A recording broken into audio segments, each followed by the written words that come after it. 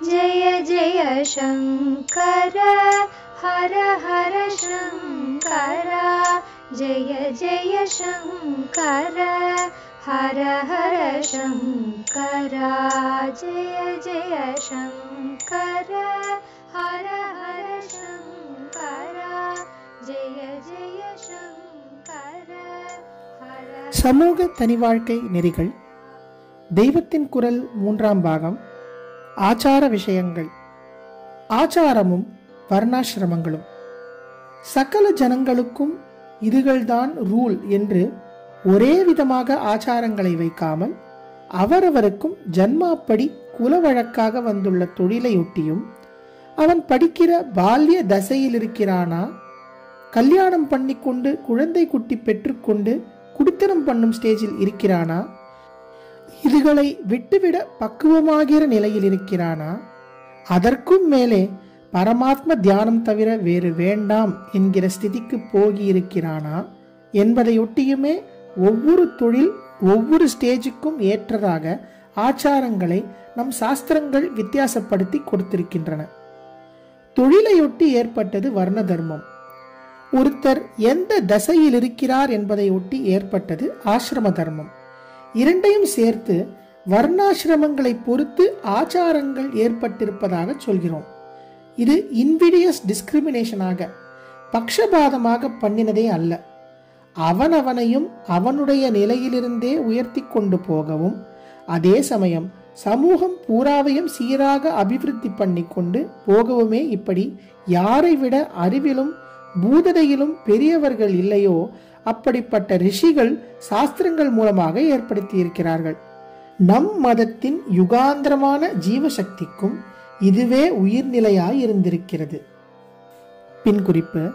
இது தொடர்பாக தெய்வத்தின் குரல் முதற் பகுதியில் தர்மங்களில் பாகுபாடு, வர்ண தர்மம், அஹிம்சை முதலிய உரைகளும், 2ஆம் பகுதியில் வேதம் என்ற உரையில் பிராமணர் அல்லாதார் விஷயம் என்ற உட்பிரிவும், 40 சம்ஸ்காரம் என்ற உரையில் சிலருக்கு ஏன் இல்லை என்ற உட்பிரிவும் பார்க்க. உடம்பால் கடுமையாக உழைக்க வேண்டியவர்களுக்கு ஆச்சார கட்டுப்பாடுகளையும் அதிகம் போட்டு இருக்காமல் கொஞ்சம் சுதந்திரமாக விட்டு, பிராமணன் மாத்திரம் சௌக்கியங்களை தியாகம் பண்ணி நிரம்ப ஆச்சார கட்டுப்பாடுகளை அனுசரித்து ஐடியல் நிலையை முடிந்த மட்டும் வாழ்ந்து காட்ட வேண்டும் என்று சாஸ்திரங்கள் வைத்திருக்கின்றன. ஆதர்ஷ நிலையும் நடைமுறை சாத்தியமும். சமூகத்தில் சகல வர்க்கத்தினருக்கும் ஐடியல் தர்மங்களை வைத்தால் ஒருவரும் அதை பின்பற்றாத நிலைதான் ஏற்படும் என்பதை புரிந்து கொண்டு நம் சாஸ்திரம் ரூல்களை வித்தியாசப்படுத்தி கொடுத்திருக்கிறது. இதை கண்கூடாக மற்ற மதங்களின் விஷயத்தில் பார்க்கிறோம். யுத்தம் க்ஷத்ரிய தர்மம் என்றும் அஹிம்சை பிராமண தர்மம் என்றும் வைத்த நம் மதஸ்தரை விட ஒரு கன்னத்தில் அடித்தால் இன்னொரு கன்னத்தையும் காட்டு என்று எல்லோருக்கும் பொதுவாக வைத்தவரின் மதத்தை சேர்ந்தவர்கள்தான் ஜாஸ்தி யுத்தம் செய்து தேசம் தேசமாக கண்டம் கண்டமாக தங்கள் ஆதிக்கத்தை பரப்பி அணுகுண்டு வரையில் கொண்டு போய் விட்டிருக்கிறார்கள். கிரைஸ்ட், புத்தர் மாதிரி பிரேமையை, அஹிம்சையை நம் மூல புருஷர்கள் எங்கே சொன்னார்கள் என்று நாமே சொல்லிக் கொண்டிருந்தாலும், ஹிஸ்டாரிக்கல் ஃபேக்ட், சரித்திர உண்மை, நாம் தான் பரம சாத்விகர்களாக, சாந்தர்களாக, எல்லா மதஸ்தரையும் அரவணைத்துக் கொண்டு போகிறவர்களாக இருந்திருக்கிறோம் என்பது. இப்போதும் அந்த அணுகுண்டுக்காரர்களையே நாம் அஹிம்சா மார்க்கத்தால் தான் வெளியேற்றி சுதந்திரம் பெற்றதாகவும் பெருமையடித்துக் கொள்கிறோம். ஐடியலை எல்லோருக்கும் ரூலாக வைக்காமல் குறிப்பிட்டவர்களுக்கு மட்டும் வைப்பதாலேயே அதை அவர்கள் தனி பெருமிதத்தோடு கவனத்தோடு ரட்சிக்கிறார்கள். இப்படி சிலர் இருப்பதை பார்த்து இந்த உத்தம உதாரணத்தாலேயே அந்த ஐடியலை தங்களுக்கு ரூலாக கொள்ளாதவர்களும் கூட ஓரளவுக்கு அதை தாமாகவே எடுத்துக்கொண்டு பின்பற்றி சமூகம் முழுவதிலுமே அதன் ஸ்பிரிட் பிரகாசிக்கும்படி பண்ணுகிறார்கள். இதனால்தான் மற்ற மத சமூகங்களை விட நம் சமூகமே ஆதியிலிருந்து தர்ம வாழ்க்கைக்கு எடுத்துக்காட்டாய் இருந்து வந்திருக்கிறது. திருஷ்டாந்தமாக ஐடியல் அஹிம்சையை சகலருக்கும் வைத்த புத்தரின் மதத்தில்தான் இன்றைக்கு இந்துக்களை விட ஜாஸ்தி நான் வெஜிடேரியன்கள் இருக்கிறார்கள். இந்து மதத்தில் பிராமணனை தவிர மற்றவர்களுக்கு மாம்ச போஜனம் கூடாதென்று ரூலே இல்லாமல் இருந்தாலும் இங்கேதான் ஜாஸ்தி வெஜிடேரியன்கள் என்பதாகி இருக்கிறது. பௌத்த மதஸ்தர்களிலோ இன்று பிக்ஷுக்கள் உள்பட எல்லோருமே மாம்சம் சாப்பிடுபவர்களாக இருப்பதை அந்நிய தேசங்களில் பார்க்கிறோம்.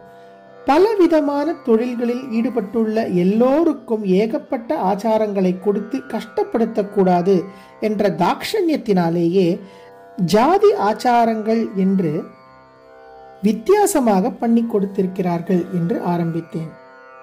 அது திருக்குறளில் கொண்டு விட்டுவிட்டது. நல்ல விஷயம்தான். திருவள்ளுவர் பரம வைதிகர் என்று தெரிந்து கொள்ள முடிந்தது. நெற்றி வேர்வை நிலத்தில் விழ உழவு முதலான தொழிலை செய்கிறவனிடம் இத்தனை கவலத்துக்கு மேல் சாப்பிடாதே, அதுவும் இத்தனை நேரத்துக்கு முந்தியும் சாப்பிடாதே, இன்ன நேரத்துக்கு பிந்தியும் சாப்பிடாதே, ஏகாதசியில் காய காய கிட, 3 வேளையும் குழி என்றெல்லாம் பிராமண ஆச்சாரத்தை சொன்னால் அவன் எத்தனை கஷ்டப்படுவான். இப்படி நல்லெண்ணத்தின் பேரில் சொன்னதையே பிராமணனுக்கு மாத்திரம் நிறைய ஆச்சாரம் என்றால் அவன் மட்டும்தான் புண்ணியலோகம் போகும்படியாக பக்ஷபாதம் பண்ணியிருப்பதாகவே அர்த்தம் என்கிறார்கள். அஹிம்சையானது சித்த சுத்திக்கு ரொம்பவும் உபகாரம் பண்ணுகிறது என்கிறீர்கள். ஆனால் பிராமணனுக்கு மட்டும் அஹிம்சை விதி கட்டாயமானது, மற்றவர்களுக்கு இல்லை என்கிறீர்கள். அப்படியானால் பிராமணன் மாத்திரம் சித்த சுத்தி பெற்றால் போதும் என்று பக்ஷபாதம் பண்ணுகிறதாகத்தானே ஆகிறது. எருவுக்கு தகுந்த பயிர், உணவுக்கு தகுந்த உயிர் என்று சொல்லிவிட்டு பிராமணனுக்கு மட்டும் அஹிம்சா மரக்கறி போஜனம், மற்றவர்களுக்கு மாம்சம் பரவாயில்லை என்றால் இது டிஸ்கிரிமினேஷன் இல்லாமல் வேறென்ன என்று கேட்கலாம்.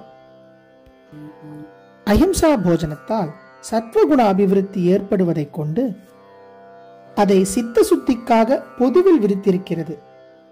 ஆனால் பகவானின் லீலையில் இந்த லோகத்திலேயே தர்ம ரக்ஷணார்த்தம் ராஜச தாமச காரியங்கள் கூட நடக்க வேண்டியிருக்கிறது.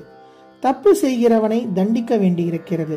தர்மத்துக்காக யுத்தம் பண்ணி கொன்று குவிக்கவும் வேண்டும் என்று தானே பகவான் அர்ஜுனனுக்கு உபதேசம் பண்ணினார்.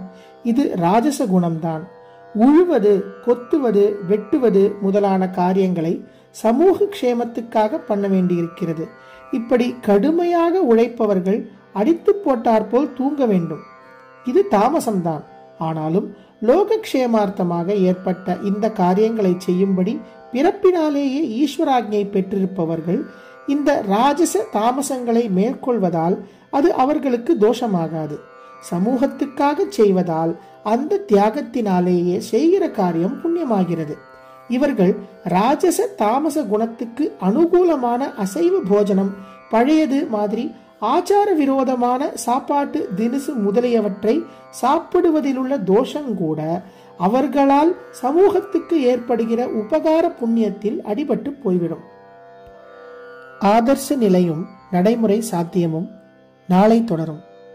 ஜெய ஜெய சங்கர, ஹரஹர சங்கர, மகாபிரிவா சரணம். जय जय शंकर, हर हर शंकर, जय जय शंकर, हर हर शंकर, जय जय शंकर, हर हर